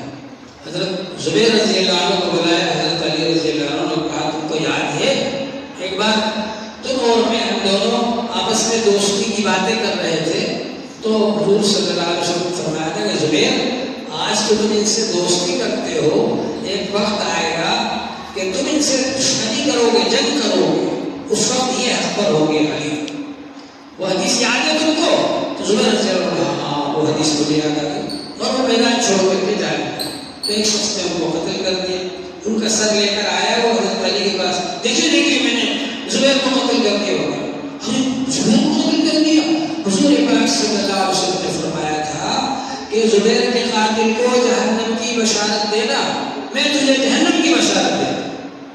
حضرت طلحہ رضی اللہ عنہ جب انہوں نے سنا کہ حضرت علی حق پر ہیں، تو غلط فہمی میں تھے، جانے لگے جنگ چھوڑ کر کے، تو مروان نے دیکھا کہ ہم تو ان کو لڑانے کے لیے لائے تھے، تو جنگ چھوڑ کے جا رہے، تو مروان نے ہی حضرت طلحہ رضی اللہ عنہ کو تیر مارا اور شہید کر دیا۔ حضرت عائشہ رضی اللہ عنہ کے لشکر سے حضرت علی رضی اللہ عنہ کی صلح ہو گئی کہ ہمیں جنگ نہیں کرنا ہے۔ حضرت علی رضی اللہ عنہ کا مجال میں بھی چاہتا ہوں کہ عثمان کا بدلہ لوں میں، لیکن ابھی میری حکومت نہیں ہے، کمزور ہے اور بدلہ نہیں لے سکتی، کیونکہ ایک دو نہیں ہے قاتلین عثمان، بہت سارے باقی ہیں، کس سے بدلہ لیں گے، تو اس لیے تھوڑا ہماری حکومت مضبوط ہو جائے پھر ہم بدلہ لیں۔ یہ بات ان کی سمجھ میں آ گئی اور صلح ہو گئی۔ اب ان لوگوں نے دیکھا یہ تو صلح ہو گئی، بنا بنایا کام خراب ہو گئی، تو رات میں اٹھ کر کے کچھ لوگ ادھر شریک ہو گئے حضرت علی کے لشکر میں، کچھ لوگ ادھر شریک ہو گئے حضرت عائشہ کے لشکر میں، اور ان لوگوں نے ادھر سے تیر چلا، انہوں نے ادھر سے تیر چلا۔ رات میں انہوں نے کہا کہ عائشہ نے بے وفائی کی، وعدہ خلافی کی، انہوں نے کہا کہ علی نے وعدہ خلافی کی۔ رات کے اندھیرے میں دونوں لشکر جڑ گئے، ایک دوسرے سے گتھم گتھا ہو گئے، اور 10,000 مسلمانوں کا خون بہہ گیا، 10,000 مسلمان شہید ہوئے، اس میں صحابہ کرام بھی کثیر تعداد میں تھے، اور تابعین تھے، تابعین تھے، بڑے بڑے اولیاء اللہ۔ اس کے بعد پھر ابھی لوگ کی بنو امیہ کی آگ ٹھنڈی نہیں پڑی، معاویہ رضی اللہ عنہ کو لے کر کے آئے شام سے کہ چلو علی سے بدلہ لو عثمان کا، اب وہ لوگ آ گئے، حضرت علی رضی اللہ عنہ نے ان سے مقابلہ کیا۔ حضرت علی کے لشکر میں 1200 صحابہ تھے، اور معاویہ کے لشکر میں 12 بھی نہیں تھے، بہت کم لوگ تھے ان کے ساتھ، یعنی صحابہ میں سے۔ بہرحال حضرت علی رضی اللہ عنہ کا اور حضرت معاویہ رضی اللہ عنہ کا مقابلہ ہوا۔ ہم لوگ معاویہ رضی اللہ عنہ کو صحابی مانتے ہیں، لیکن حضرت علی کا جو مقام تھا، جس طرح سے عمر حضرت ابوبکر کے برابر نہیں ہو سکتے، عثمان عمر کے برابر نہیں ہو سکتے، علی عثمان کے برابر نہیں ہو سکتے، اسی طرح سے معاویہ رضی اللہ عنہ بھی حضرت علی کے برابر نہیں ہو سکتے، اس لیے کہ حضرت علی تو وہ شخصیت ہے کہ بچپن سے مسلمان ہوئے، 7-8 سال کی عمر میں حضور صلی اللہ علیہ وسلم کے گھر میں رہتے تھے، پرورش پاتے تھے، وہی حضور صلی اللہ علیہ وسلم لے لیے تھا اپنے والد ابو طالب سے کہ اس کو مجھے دے دو، تو ان کے گھر میں رہتے تھے۔ جب دیکھا کہ حضور صلی اللہ علیہ وسلم نماز پڑھوایا، وہی نماز پڑھتے لگے، ایک اللہ کو ماننے لگے، تو انہوں نے اپنی زندگی میں کبھی کفر کیا ہی نہیں۔ دوسرے لوگ تو بوڑھے ہونے کے بعد مسلمان ہوئے، کئی برسوں تک کفر شرک کرتے رہے اور بتوں کی پوجا کرتے رہے، اس کے بعد مسلمان ہوئے۔ حضرت علی وہ شخصیت ہے کہ بچپن سے انہوں نے اسلام قبول کیا، حضرت علی وہ شخصیت ہے نبی صلی اللہ علیہ وسلم گھر میں انہوں نے پرورش پائی، حضرت علی وہ شخصیت ہے کہ حضور صلی اللہ علیہ وسلم سے علم حاصل کیا۔ حضور صلی اللہ علیہ وآلہ وسلم نے فرمایا انا مدینۃ العلم وعلی بابها، علم کا شہر میں ہوں اور اس علم کا دروازہ، اس شہر کا دروازہ علی ہے، یعنی میرا علم جس کو حاصل کرنا ہو وہ علی سے حاصل کرے۔ اور حضور پاک صلی اللہ علیہ وسلم نے ان کی تربیت فرمائی، اور علی رضی اللہ عنہ وہ ہے جو کہ ہر وقت حضور کا دایاں ہاتھ بن کر کے کھڑے رہے، جنگ بدر میں حضور صلی اللہ علیہ وسلم کے ساتھ رہے، سب سے آگے ہیں، جنگ احد میں سب سے آگے ہیں حضرت علی رضی اللہ تعالیٰ عنہ، اور مقابلہ کر رہے ہیں کافروں کا، اور جنگ خندق میں سب سے آگے ہیں حضرت علی رضی اللہ عنہ، اور جنگ خیبر میں تو فتح ہی انہوں نے کیا۔ حضور پاک صلی اللہ علیہ وسلم نے دیکھا کہ اتنے دن ہو گئے یہاں پر پڑے ہوئے، محاصرہ کیے ہوئے، اور یہ تو فتح ہی نہیں ہو رہا ہے خیبر، تو آپ نے فرمایا کل میں ایسے آدمی کے ہاتھ میں جھنڈا دوں گا کہ اللہ رسول بھی اس سے محبت کرتے ہیں اور وہ بھی اللہ رسول سے محبت کرتا ہے۔ اب صحابہ کرام کو بڑی تمنا ہوئی کہ کل جھنڈا اپن کو مل جائے۔ حضرت عمر کہتے ہیں کبھی مجھے رشک پیدا نہیں ہوا، کبھی میں نے تمنا نہیں کی بڑی چیز حاصل کرنے کی، اس وقت تمنا کی کہ کل مجھے مل جائے جھنڈا، لیکن حضور صلی اللہ علیہ وسلم نے کہا کہ علی کہاں ہے، اور ان کی آنکھیں آ رہی تھی تو انہیں آرام کر رہے تھے، کہا بلا کے لاؤ علی رضی اللہ عنہ کو بلا کر لائے، حضور آنکھیں آ رہی تو حضور نے ان کی آنکھوں پر چوبا جھٹکار دیا، اچھی ہو گئی، کہا کہ لو یہ جھنڈا لے کر کے جاؤ خیبر کو فتح کرو، تو وہ قلعے کا دروازہ کھل ہی نہیں رہا تھا، حضرت علی رضی اللہ عنہ اکیلے، اللہ نے اتنی طاقت دی تھی ان کے اندر، انہوں نے دروازے کو توڑا کھولا اور پھر فتح ہو گیا خیبر۔ تو فاتح خیبر حضرت علی رضی اللہ عنہ، تو ہر جنگ میں حضرت علی رضی اللہ عنہ حضور صلی اللہ علیہ وسلم کے ساتھ رہے اور پیش رہے حضرت علی رضی اللہ تعالیٰ عنہ، تو اتنا انہوں نے قربانیاں دی، اتنے بڑے آدمی۔ حضور پاک صلی اللہ علیہ وسلم نے ایک بات فرمایا کہ من کنت مولا فہذا علی مولا، جس کا میں دوست ہوں یہ علی بھی ان کے دوست ہے۔ وہ ہاتھ پکڑ کے اس طرح سے کہا کہ جس کا میں دوست ہوں یہ علی بھی اس کے دوست ہے، اور پھر یہ دعا فرمائی اللہم مال من والاہ وعاد من عاداہ، اے اللہ جو علی سے دوستی کرے اس سے تو بھی دوستی کرنا، جو علی سے محبت رکھے اس سے تو بھی محبت رکھنا، وعاد من عاداہ، اور جو علی سے دشمنی کرے اس سے تو بھی دشمنی کرنا۔ یہ دعا فرمائی آپ نے۔ 40,000 کا مجمع تھا، حجۃ الوداع سے لوٹ رہے تھے، غدیر خم کے موقع پر جہاں ایک تالاب ہے مدینے اور مکے کے درمیان، وہاں پر رک کر کے حضور صلی اللہ علیہ وسلم نے خطبہ دیا تھا، اور اس خطبے میں آپ نے یہ بھی فرمایا انی تارک فیکم ثقلین، میں تمہارے اندر دو بھاری بھرکم چیزیں چھوڑ کر جا رہا ہوں۔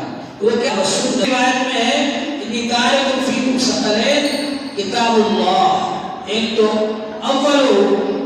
اولہما کتاب اللہ، ان دونوں میں سے پہلی چیز اللہ کی کتاب ہے، اور وہ کیا ہے؟ کتاب فیہ الہدی والنور، کتاب اللہ میں ہدایت ہے، نور ہے، اور حضور صلی اللہ علیہ وسلم نے کتاب اللہ کے بارے میں ترغیب دی اور صحابہ کرام کو اس بات پر آمادہ کیا کہ وہ کتاب اللہ کو پڑھیں، سمجھیں اور عمل کریں، اور اس کے بعد پھر آپ نے فرمایا کہ وہ اہل بیتی، میرے گھر والے، میرے اہل بیت یہ ہیں، ان دونوں چیزوں کا خاص طور سے خیال رکھنا۔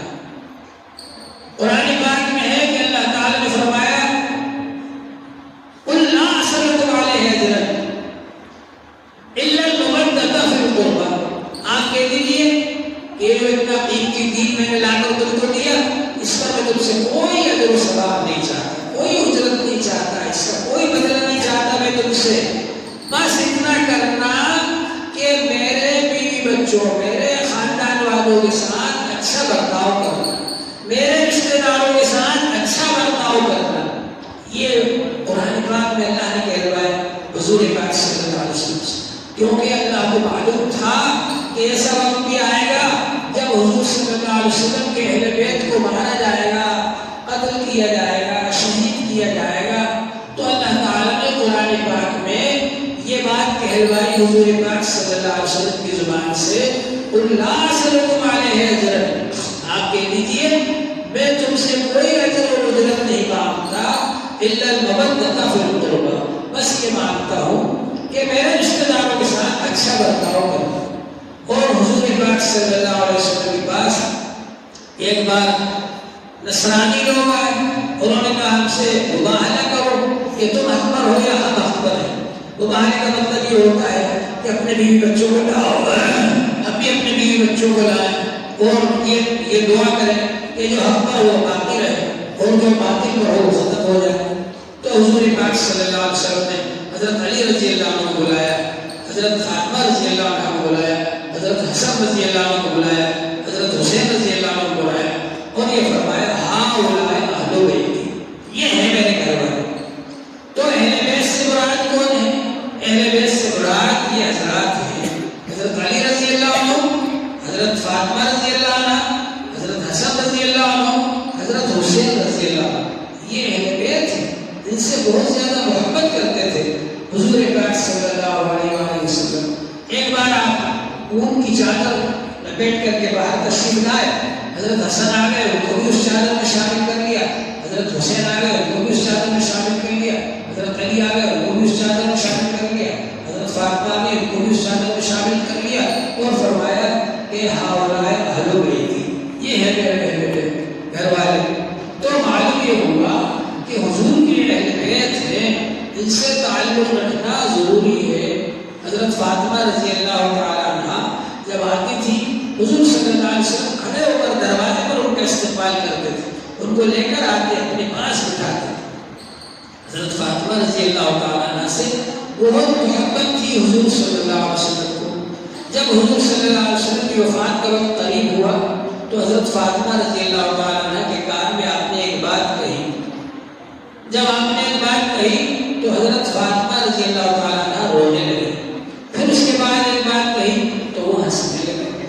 تو بعد میں جب حضور صلی اللہ علیہ وسلم کی وفات ہو گئی تو حضرت فاطمہ سے پوچھا حضرت عائشہ کہ آپ پہلے کیوں روئی پھر کیوں ہنسی؟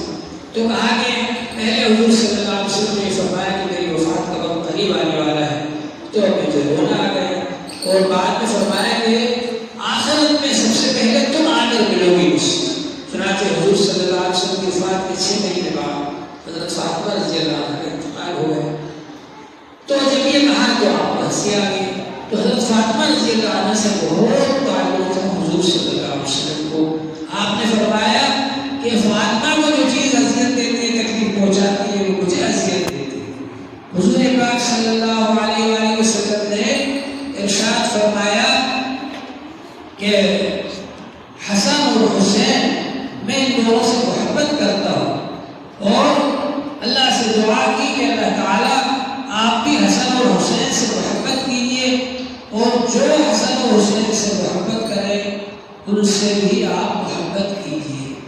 اور حضور پاک صلی اللہ علیہ وسلم نے ارشاد فرمایا کہ جو ان دونوں سے محبت کرے گا وہ مجھ سے محبت کرے گا، اور جو ان دونوں سے بغض رکھے گا وہ مجھ سے بغض رکھے گا۔ حضور سے بغض اس کے دل میں ہوگا، اس کو ظاہر نہیں کر پا رہا ہے تو ان سے بغض ظاہر کرے گا، حضرت حسن رضی اللہ عنہ سے اور حضرت حسین رضی اللہ عنہ سے۔ تو یہ حضور صلی اللہ علیہ وسلم کو بہت زیادہ محبوب تھے۔ حضرت عائشہ رضی اللہ عنہ سے کسی نے پوچھا کہ حضور صلی اللہ علیہ وسلم کو سب سے زیادہ محبوب کون تھے؟ تو حضرت عائشہ رضی اللہ عنہ نے فرمایا فاطمہ، کہا ان کے بعد کہا علی۔ یہ حضرات سب سے زیادہ محبوب تھے حضور پاک صلی اللہ علیہ وآلہ وسلم کو۔ تو اب آ جائیے آپ وہاں پر کہ جب خلافت راشدہ کا زمانہ ختم ہو گیا، اب معاویہ رضی اللہ عنہ آ گئے۔ معاویہ رضی اللہ عنہ صرف ان کے شام کے گورنر تھے، لیکن حضرت علی رضی اللہ عنہ کو انہوں نے خلیفہ نہیں مانا، بغاوت کی، اور وہ یہ چاہتے تھے کہ میں خود بن جاؤں خلیفہ۔ یہ لکھا ہے کتابوں کے اندر۔ اس لیے انہوں نے بہانہ بنایا عثمان رضی اللہ عنہ کے قصاص کو کہ عثمان رضی اللہ عنہ کا قصاص نہیں گیا، اس لیے ہم آپ کو نہیں مانتے۔ بہرحال لیکن جب حسن رضی اللہ عنہ کا زمانہ آیا، حضرت علی رضی اللہ عنہ شہید ہو گئے، حضرت حسن رضی اللہ عنہ کو سب نے امیر بنا لیا۔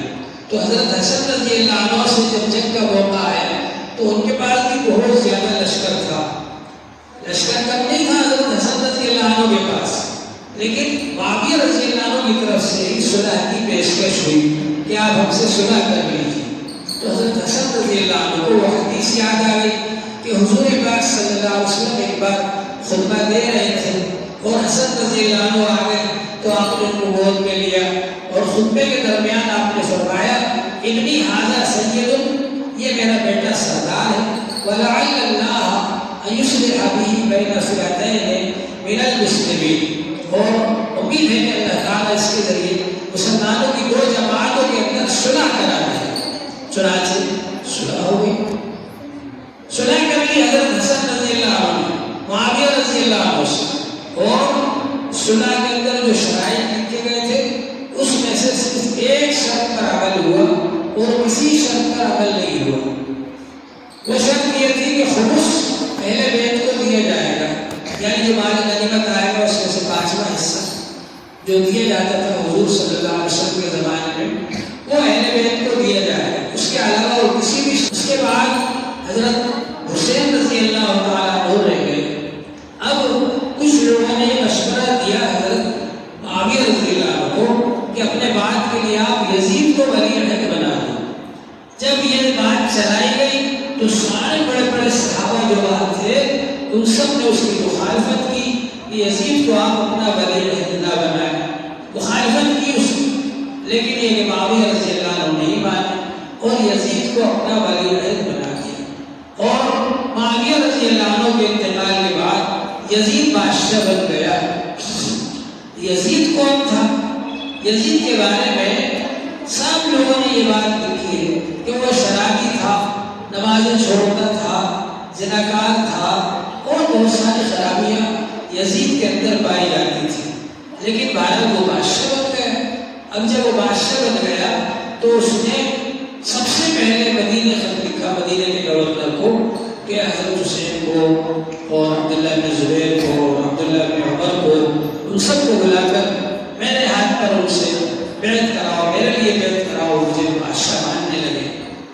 تو یہ خط جب پہنچا مدینے کے گورنر کے پاس تو پہلے کیونکہ وہاں گورنر رہ چکا تھا مروان، تو مروان کو بلایا اور اس سے مشورہ کیا، اور مشورہ کر کے یہ پوچھا اس سے کہ یہ خط آیا ہے کیا کرنا چاہیے۔ تو مروان نے کہا کہ اسی وقت فوراً بلاؤ حسین کو اور ان سے بیعت لو۔ تو گورنر نے حضرت حسین رضی اللہ عنہ کے پاس میں آدمی بھیجا بلانے کے لیے، اور آپ آ گئے تقریباً 12 بجے رات کو۔ اس وقت آ گئے آپ، اور اس نے کہا خط دکھایا کہ یہ خط آیا ہے، معاویہ رضی اللہ عنہ کا انتقال ہو گیا اور یزید بادشاہ بن گیا اور وہ چاہتا ہے کہ آپ اس کے ہاتھ پر بیعت کریں۔ تو حضرت حسین رضی اللہ عنہ نے فرمایا کہ بھائی تم جیسا آدمی یہ چھوڑ کر کے بیعت نہیں کر سکتا، آپ سب کے سامنے بلائیے، سب لوگوں کو بلائیے اور مجھے بھی بلائیے، تو میں پھر سب کے سامنے بیعت کروں گا تو وہ آپ کے لیے اچھا رہے گا۔ تو اس کو گورنر کو یہ بات سمجھ میں آ گئی، مگر مروان نے کہا اس سے گورنر سے ان سے ابھی بیعت لو، اور بیعت نہ کریں تو ان کو قتل کر دو، آج اگر یہ اس وقت چھوٹ گئے پھر تمہارے ہاتھ نہیں آئیں گے۔ تو حضرت حسین رضی اللہ عنہ کو بہت غصہ آیا اور اس نے کہا کہ تو مجھے قتل کرے گا، اور اٹھ کر کھڑے ہو گئے اور آ گئے کہ اب بعد میں بلانا ہم کو جب آئیں گے۔ چنانچہ تشریف لے آئے واپس وہاں سے۔ اس کے بعد پھر عبداللہ بن زبیر تو گئے ہی نہیں وہاں پر، اور وہ راتوں رات وہاں سے نکل گئے مکہ شریف کے لیے۔ حضرت حسین رضی اللہ عنہ بھی دوسرے دن مکہ شریف کے لیے نکل گئے مدینہ شریف سے، اور آپ مکہ شریف آ گئے۔ عبداللہ بن زبیر پہلے پہنچ گئے تھے مکہ مکرمہ، اور وہاں آ کر انہوں نے حکومت قائم کر دی تھی۔ مکے کے لوگوں کو جب معلوم ہوا کہ یزید بن گیا ہے بادشاہ تو انہوں نے کہا اس کو نہیں مانتے۔ حضرت عبداللہ بن زبیر رضی اللہ عنہ پہنچ گئے، ان کے ہاتھ پر بیعت کر لی اور ان کو امیر مان لیا۔ بعد میں پھر حضرت حسین رضی اللہ عنہ پہنچے اور وہ مکہ شریف میں رہتے تھے، لیکن کوفے والوں نے ان کو بہت خط لکھے کہ آپ ہمارے پاس آ جائیے، ہم آپ کو مانتے ہیں، یزید کو نہیں مانتے، ہم آپ کو بادشاہ مانتے ہیں، امیر مانتے ہیں، آپ یہاں آ جائیے کوفہ۔ تو آپ نے پہلے مسلم یقین کو بھیجا اپنے بھائی کو کہ جا کر کے ان سے وہاں حالات دیکھو۔ جب وہ گئے تو وہاں کے لوگوں نے ان کے ہاتھ پر بیعت کر لی حضرت امام حسین رضی اللہ عنہ کے لیے، اور انہوں نے خط بھی لکھ دیا حضرت حسین رضی اللہ عنہ کو کہ آپ آ جائیے، یہاں پر لوگوں نے میرے ہاتھ پر بیعت یزید کو جب یہ معلوم ہوا تو اس نے نعمان بن بشیر کو جو گورنر تھے کوفے کے ان کو ہٹا کر ان کی جگہ پر عبید اللہ بن زیاد کو امیر بنا دیا، گورنر بنا دیا کوفے کا۔ عبید اللہ بن زیاد نے حضرت حسین کے بھائی کو، چچا زاد بھائی کو بلا کر مسلم بن عقیل کو ان کو بھی شہید کر دیا، اور اسی طرح سے جو لوگ ان کے ساتھ تھے ان کو بھی بہت مارا پیٹا، اور نتیجے ہوا کہ سب لوگ دور ہو گئے اس سے اور اکیلے رہ گئے مسلم بن عقیل، اور ان کو بھی شہید کر دیا گیا۔ پھر شہادت سے پہلے انہوں نے خط لکھا حضرت امام حسین رضی اللہ عنہ کو کہ آپ نہ آئیں، یہاں کے حالات صحیح نہیں ہیں، لیکن وہ خط اس وقت ملا جبکہ وہ وہاں سے روانہ ہو چکے تھے اور راستے میں تھے، اور واپسی کا ارادہ بھی کیا تو مسلم بن عقیل کے بیٹوں نے کہا کہ نہیں جانا چاہیے آگے، اور آگے جانا چاہیے ہم کو، چنانچہ وہ گئے، آگے گئے۔ کربلا میں جب پہنچے تو وہاں پر گھیر لیا حر کے لشکر نے، جس کو کہ عبید اللہ بن زیاد نے بھیجا تھا 1000 کا لشکر دے کر، اور پھر اس کے بعد اس نے عمرو بن سعد کو بھیجا 4000 کا لشکر دے کر، پھر اس کے بعد اس نے شیخ کو بھیجا لشکر دے کر۔ اس طرح سے یہ 22000 کا لشکر ہو گیا، اور حضرت امام حسین رضی اللہ عنہ کے ساتھ صرف 72 حضرات تھے، اور وہ لوگ اس طرح جنگ کر رہے تھے جس سے ایک تو پانی بند کر دیا کہ پانی لینے گئے، پانی نہیں بھرنے دے رہے، پیاس کی حالت میں، بھوک کی حالت میں، اور بہت سارے لوگ مل کر ایک ایک آدمی کو بلاتے تھے اور ان پر حملہ کرتے تھے۔ اس طرح سے ان لوگوں نے ایک ایک آدمی کو بلا کر مقابلہ کیا، اور وہ حضرات شہید ہوتے رہے۔ حضرت امام حسین رضی اللہ عنہ کے ساتھ بھی جو 72 حضرات تھے آپ کے اہل خاندان، آخر میں حضرت امام حسین رضی اللہ عنہ رہ گئے۔ حضرت امام حسین رضی اللہ عنہ نیزوں کے تھے اور تلوار کے تھے، وہ سب برداشت کر رہے تھے۔ آپ آخر میں پھر ان کو حضرت امام حسین رضی اللہ عنہ کو شہید کر دیا، اور حضرت امام حسین رضی اللہ عنہ کے سر مبارک کو کاٹ کر کے، اور اس تمام شہداء کربلا کے سروں کو کاٹ کر ان کو لے گئے وہ لوگ، اور وہاں کوفے میں لے جا کر اس کا جلوس نکالا، اور اہل بیت کی جو خواتین تھیں ان خواتین کو بھی گرفتار کر کے اور اونٹ پر سوار کر کے لے گئے، اور ان کا بھی وہاں پر جلوس نکالا۔ صرف حضرت زین العابدین بچے تھے، علی اوسط۔ حضرت حسین رضی اللہ عنہ کے بڑے بیٹے کا نام بھی علی تھا، ان کو علی اکبر کہتے تھے، اور ایک چھوٹے بیٹے جو گود میں تھے ان کو بھی شہید کر دیا تھا ان لوگوں نے، یزیدی فوج نے۔ حضرت امام حسین رضی اللہ عنہ کو گود میں لے کر آئے میدان میں، کہا اس بچے نے تمہارا کیا قصور کیا ہے، اس کے لیے تو کم سے کم پانی لانے کی اجازت دے دو۔ ان لوگوں نے تیر مارا اور علی اصغر کو بھی شہید کر دیا۔ تو اس طرح سے بہرحال شہادت ہوئی امام حسین رضی اللہ تعالیٰ عنہ کی۔ یہ بڑا دردناک واقعہ ہے جس کو کہ ہر سال یاد کیا جاتا ہے اور یاد کرنا چاہیے، اور امام حسین رضی اللہ عنہ کی زندگی سے ہم کو ایک پیغام ملتا ہے۔ وہ پیغام یہ ہے کہ حضور پاک صلی اللہ علیہ وآلہ وسلم نے یہ ارشاد فرمایا، افضل الجہاد من قال کلمۃ حق عند سلطان جائر۔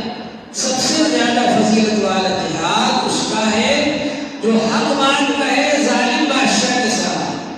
تو انہوں نے ظالم بادشاہ کے سامنے حق بات کہی، دین جو اصلی تھا اس کو بچانے کی کوشش کی، اصل دین کو، اور یزید جو فواحشات اور منکرات اور بے حیائی اور بدتمیزی پھیلا رہا تھا اس کو انہوں نے ختم فرمایا۔ کیونکہ جب امام حسین رضی اللہ عنہ کی شہادت ہو گئی، ظاہراً تو ایسا لگا کہ وہ شہید ہو گئے، ہار گئے، لیکن ساری دنیا کے اندر یزید کی برائیاں مشہور ہو گئی۔ ابھی تک تو یہی معلوم تھا کہ وہ نماز چھوڑتا ہے، ابھی تک تو یہ معلوم تھا کہ وہ شراب پیتا ہے۔ صرف نماز نہیں چھوڑتا تھا، صرف شراب نہیں پیتا تھا، بلکہ شراب کو مباح کرتا تھا، یعنی اس کو حلال قرار دیتا تھا۔ ایک آدمی جو شراب پی لے تو بدل لے، بعد میں گناہ ہو گیا، لیکن جو آدمی اس کو حلال سمجھتا ہے اس کا مطلب یہ کہ وہ قرآن کے اس حکم کا انکار کر رہا ہے۔ جس آیت میں اللہ تعالیٰ نے شراب کو حرام قرار نکاح کو حرام قرار دیا کہ ان سے نکاح نہیں ہو سکتا. ان عورتوں سے وہ نہ صرف نکاح کرتا تھا، زنا کرتا تھا، بلکہ اس کو مباح کرتا تھا، یعنی حلال سمجھتا تھا کہ یہ حلال ہے، جائز ہے، یعنی ان آیتوں کا انکار کرتا تھا. تو ظاہر ہے کہ قرآن پاک کی آیتوں کا انکار کرنے والا، ان کو رد کرنے والا صرف فاسق ہی نہیں ہے، فاسق سے آگے درجے کا ہے وہ. تو یہ سب باتیں پھیل رہی تھی لوگوں کے اندر اور ان کو سب کے سامنے ظاہر فرما دیا اور سمجھ میں آ گیا کہ اصلی دین کیا ہے جو حضور پاک صلی اللہ علیہ وسلم دے کر گئے. اور بنو امیہ کے لوگوں نے جو دین بنا لیا ہے وہ کیا ہے، دونوں کے اندر فرق محسوس ہوا لوگوں کو. چنانچہ جب حضرت امام حسین رضی اللہ عنہ کے شہید ہونے کی خبر مدینہ منورہ پہنچی تو مدینہ کے لوگوں نے یزید کی بیعت کو توڑ دیا، کہا کہ ہم اس کو اب نہیں مانتے یزید. تو حضرت امام حسین رضی اللہ عنہ کی شہادت کے دوسرے سال یزید نے ایک لشکر مدینہ منورہ بھیجا اور انہوں نے جا کر بڑے بڑے صحابہ کرام کو سب کو شہید کر دیا اور تابعین کو شہید کر دیا. 10,000 افراد کو شہید کیا. اس میں 700 تو بڑے بڑے صحابہ تھے اور 2,000 عورتوں سے تقریباً زنا ہوا اور 1,000 عورتیں وہ جن کی شادیاں نہیں ہوئی تھی لڑکیاں ان سے بچے پیدا ہوئے اور 1700 کے قریب وہاں پر جو بڑے بڑے صحابہ اکرام تھے ان کو قتل کیا گیا. یہ سب کچھ کیا اس نے یزید نے اور یہ آرڈر دیا فوج کے کمانڈر کو کہ مدینے پر قبضہ کرنے کے بعد، جنگ جیتنے کے بعد 3 دن تک مدینے کو مباح کر دیں. مباح کا مطلب یہ ہے کہ فوج کو پوری اجازت ہے کہ وہ جس کو چاہے قتل کر دیں، جس کو چاہے مار ڈالیں، جس کا چاہے مال لوٹ لیں، جس عورت سے چاہے زنا کریں. 3 دن تک یہ سلسلہ چلتا رہا، قتل عام ہوتا رہا مدینہ شریف کے اندر. جبکہ حضور صلی اللہ علیہ وسلم نے فرمایا ہے من اخاف اہل المدینہ اخافہ اللہ، جو اہل مدینہ کو ڈرائے گا اللہ اس کو ڈرائے گا. فرمایا کہ اللہ تبارک و تعالی اس شخص کو جو اہل مدینہ پر جنگ مسلط کرے گا اللہ تعالی اس کو کیسے پگھلا دیں گے، جس طرح سے کہ نمک پگھل جاتا ہے پانی کے اندر یا جس طرح سے تانبا پگھل جاتا ہے آگ کے اندر، اس طرح سے اللہ تعالی اس کو پگھلا دیں. یہ سب حدیثیں موجود تھی مدینہ والوں کے فضائل میں. اس کے باوجود یزید نے وہاں پر یہ فوج بھیجی اور مسجد نبوی کے اندر 3 دن تک یزید کی فوج کے گھوڑے بندے رہے، خانہ پیشاب کرتے رہے، عید کرتے رہے، اذان نہیں ہوئی، نماز نہیں ہوئی مسجد نبوی کے اندر. یہ سب کچھ کیا یزید نے اور پھر اس سے اگلے سال اس نے لشکر بھیج دیا کعبہ شریف کو حملہ کرنے کے لیے، مکہ شریف پر حملہ کرنے کے لیے.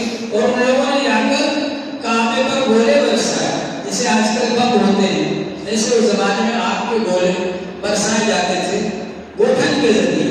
گوبھن کے ذریعے گولے برسائے ان لوگوں نے خانہ کعبہ کے اوپر، جس سے خانہ کعبہ کا پردہ جل گیا اور خانہ کعبہ کی دیواروں کو بھی نقصان پہنچا. یہ سب کچھ یزید نے کیا. 3 سال تک اس کی حکومت رہی. 1 سال سن 60 میں بنا تھا، سن 61 میں حضرت امام حسین رضی اللہ عنہ کو شہید کیا، سن 62 میں مدینے پر حملہ کیا، سن 63 میں حملہ کیا خانہ کعبہ کے اوپر مکہ شریف پر اور سن 64 میں مر گیا. اتنے کم وقت کے اندر اتنے زیادہ ظلم کیے اس نے جس کی کوئی حد نہیں.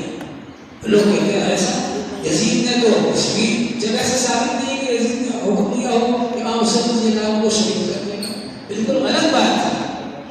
یزید کا لڑکا معاویہ جب امیر بنا تو اس نے کہا یہ حکومت جس پر صحابہ کے اور اہل بیت کے خون کے نشان ہے، نام ہے، میں اس حکومت کو بالکل نہیں کروں گا، میں اس کا ستر بالکل نہیں بیٹھوں گا.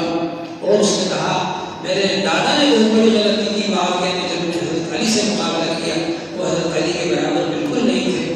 میرے باپ نے بہت بڑی غلطی کی کہ امام حسین کو شہید کروایا اور مدینے پہ حملہ کروایا اور مکے پر حملہ کروایا. یہ انہوں نے بہت بڑی غلطی کی. اسی کی وجہ سے اللہ نے ان کو قتل کروا دیا اور وہ ہلاک ہو گئے. تو یہ سب خود معاویہ کے، خود یزید کے بیٹے نے، معاویہ نے یہ بات کہی. یزید کے بیٹے کا نام بھی معاویہ، خود یہ بات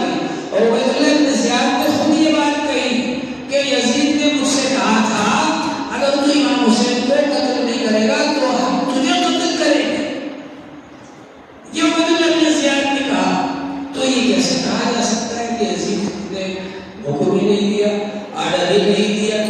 تو یہ سب غلط باتیں ہیں، لوگوں کی بادشاہوں کی بنائی ہوئی باتیں ہیں، کیونکہ ان لوگوں کی حکومت رہی 82 سال تک، تو اس عرصے میں انہوں نے ان سب باتوں کو چھپانے کے لیے اور ایسی باتیں مشہور کر دی جیسا کہ تو ان کا کوئی قصور ہی نہیں تھا، انہوں نے کچھ کیا ہی نہیں، جبکہ سب کچھ ہی لوگوں نے ہی کیا۔ تو بہرحال ہم کو حضرت امام حسین رضی اللہ عنہ کی سیرت یاد رکھنا چاہیے۔ امام حسین رضی اللہ عنہ کے بارے میں فرمایا سیرت نگاروں نے، کان کثیر الصلاۃ والصوم والصدقہ، امام حسین رضی اللہ عنہ بہت زیادہ صدقہ خیرات کرنے والے، بہت زیادہ نماز پڑھنے والے، بہت زیادہ روزے رکھنے والے، بہت زیادہ حج کرنے والے تھے۔ شیخ الحدیث حضرت مولانا زکریا صاحب نے لکھا ہے کہ 25 حج کیے تھے حضرت امام حسین رضی اللہ عنہ، اور اس کے علاوہ بہت ساری ان میں خوبیاں تھیں، اور سب سے بڑا کارنامہ ان کا یہ ہے کہ انہوں نے ظالم بادشاہ کے سامنے سر نہیں جھکایا، اسلام کو ذلیل نہیں کیا اور اس سے مقابلہ کیا، اور اسلام کو سربلند رکھا انہوں نے، اور ساری دنیا کے اندر یہ پیغام دے کر کے گئے کہ یزید کا جو دین ہے اور بنو امیہ کا جو دین ہے وہ غلط ہے، حضرت محمد صلی اللہ علیہ وسلم کا جو بہتر وہ دین ہے وہ صحیح ہے، اس کو اصل شکل میں باقی رکھنا سب کی ذمہ داری ہے۔ صحابہ کرام نے یہی کام کیا، جس کی وجہ سے صحابہ کرام کو بھی انہوں نے مارا، پیٹا اور قتل کیا، اور حضرت حسین رضی اللہ عنہ نے بھی یہی کام کیا۔ تو ہمیں چاہیے کہ حضرت امام حسین رضی اللہ عنہ کو یاد رکھیں، لیکن ایک بات اور یاد رکھیے، اور وہ بات یہ ہے کہ یاد رکھنے کا جو طریقہ ہم لوگوں نے اختیار کر رکھا ہے نا، وہ غلط ہے۔ حضرت امام حسین رضی اللہ عنہ کا سر کس نے کاٹا؟ یزیدی فوج نے۔ سر لے کر کوفے کے بازاروں میں کس نے گھمایا؟ یزیدی فوج نے۔ شہداء کربلا کے سروں کو کاٹ کر نیزے پر اٹھا کر بازار کوفہ میں کس نے گھمایا؟ یزیدی فوج نے۔ تو جو کام یزیدی فوج نے کیے وہ کام ہم نہ کریں، امام حسین رضی اللہ عنہ کی یادگار بنائیں، ان کی سیرت کو اختیار کریں امام حسین رضی اللہ عنہ کی، اور ان کے لیے ثواب پہنچائیں۔